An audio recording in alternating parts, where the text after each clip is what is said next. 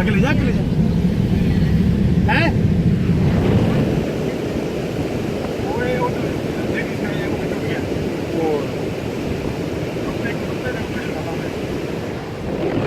देखिए आगे नजर आ रहा है सड़क भी टूट गई यहाँ पर देख